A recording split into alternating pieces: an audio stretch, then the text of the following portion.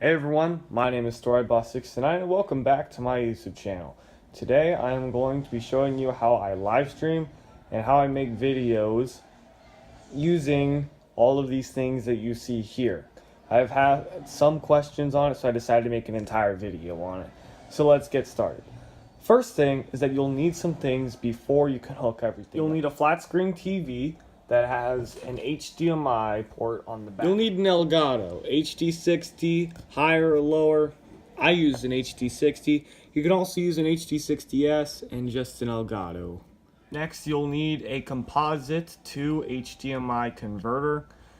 Make sure that it says AV to HDMI.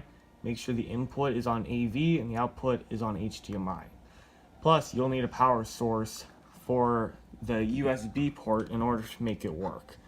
I just plug it into my computer. Speaking of computers, I actually use an Apple Mac as my way of plugging in everything. So now I'm going to explain how all of this is connected together on my screen. So basically what I have is I have the software for the Elgato HD60 pulled up in the background, just fully maximized, except I left the bottom to be open to access my hotbar. I have that open. Then I have OBS minimized to a reasonable state, so I can just pull it up so that I can pause, like start streaming, stop streaming, mute my mic, things like that. And you just leave it down right there. Then I have my YouTube page right here, which shows me the chat and the health of the stream. So basically what happens is that this thing right here takes the HDMI cords. I meant to say AV cords, but you know what I mean. Down here into the converter. The AV cords get changed into here, which is being powered by the computer. Then this, the HDMI, goes into the Elgato. The Elgato moves it to two places. It goes into a USB port, which goes into my computer, is how you're seeing all this. And then there's another HDMI, which you need two HDMI cords in order for this to work. Another HDMI that goes into the TV so that I can see it. Next, let's discuss this console. So this is actually a Retron 3. I do not use a legitimate like SNES or a legitimate Genesis or a legitimate NES to live stream all my games. I have this Retron 3 console that has like reset power and all that. But there's this knob that makes me so I'm able to change from NES to Genesis to SNES just with the click of that. And these lights show which one is on. So right now I'm on SNES, Genesis, and now onto NES. Anyway, so when I put a game, let's just put on All-Stars, Super Mario All-Stars. I'm going to put it onto its NES slot right here.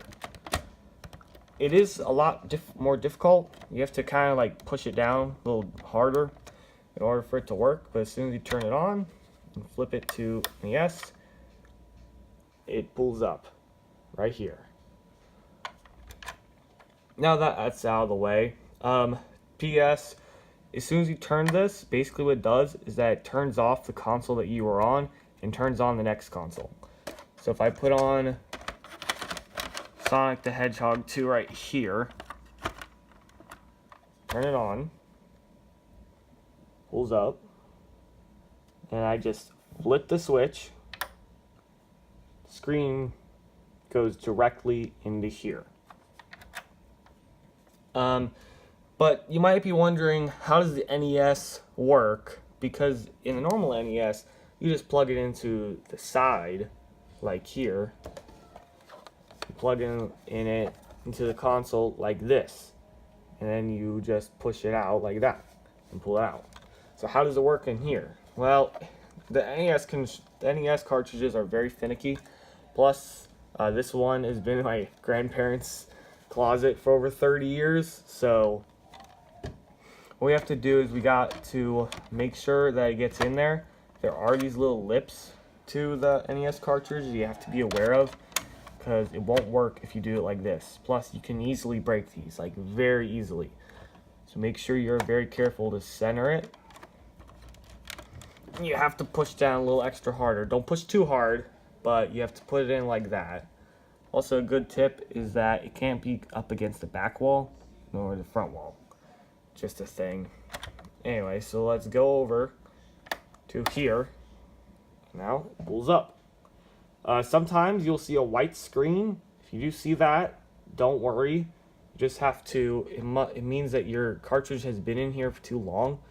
Because when you just turn it off, make sure you turn it off, and then take out the cartridge again and try it again. Or just wait a little bit and then put it back in. So that is my Retron 3 console. And if you're wondering, over here by the Joker, there is this thing right here where Joker is pointing to it. That is actually a place where the wireless controller can be connected to.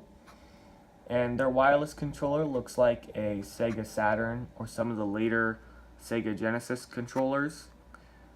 And that's a wireless controller that you could use for this console. It'll work on any of these games.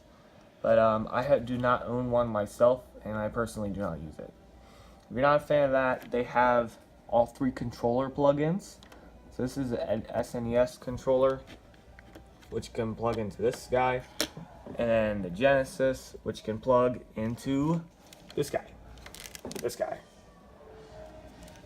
Now, another thing to note is that the NES goes back here, but I currently don't have a working NES controller right now. I'm going to get one soon, so I will do an update video. I don't actually think I need to do an update video. I will just play it like normal. So yeah, that's where the NES controller would go. I'm sorry I don't have one right now. Anyway, that's pretty much all you need to know about the console and all of its components. That is how I live stream. If you have any questions, please comment it down below so I can add some of this. I will be doing a later video talking about the tech of things and how I pull up, like how do I do it on OBS, why do I need Elgato software, or why do I need all that. I'll be doing that in a later video.